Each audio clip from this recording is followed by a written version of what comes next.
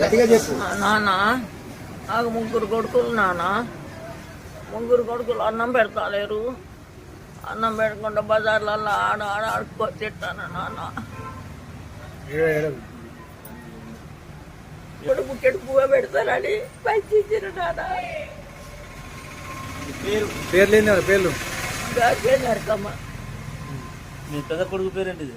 Scene. నడిపాయన పేరు? నడిపాయన పేరు రాజేష్. చిన్నోడు కృష్ణ. ఎన్ని ఎకరాల భూమి ఉండే నీకు? 2 3 3 ఎకరాల భూమి ఉండే. 3. నువ్వున్న ఇల్లు కూడా కొలగొట్టారా?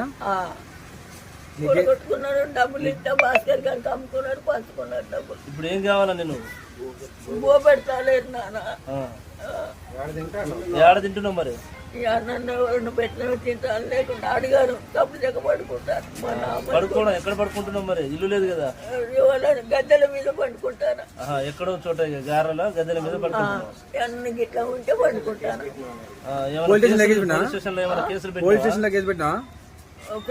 పెట్టిన 2 రసీదు కూడా ఇచ్చారు నాకు. పిలిపేలే పోలీసు వాళ్ళు మరి నిన్న? వాళ్ళు పిలిపేలేదా? ఆ రసీదు ఇచ్చేలా కొట్టిండు. ఉన్నది నాకు అలా రసీదు. ఇప్పుడు ఏమంటావు మరి?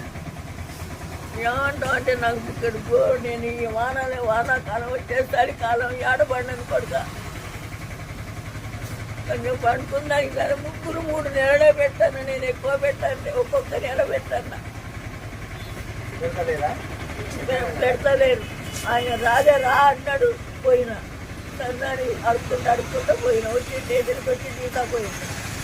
తాగుతాడు, పంచాయతీ పెడతాను, గోల పెడతాను. ఇంత వాము నాకు గట్టుకుడుకొస్తాను భయం పడి. నేను ఉండను నాన్న అదే లెక్కన. గొలుసు దిందులు తీసుకుపోయాను నాన్న. రాజేష్ తీసుకుపోయాడు. చిన్నోడా? నడిపోడు.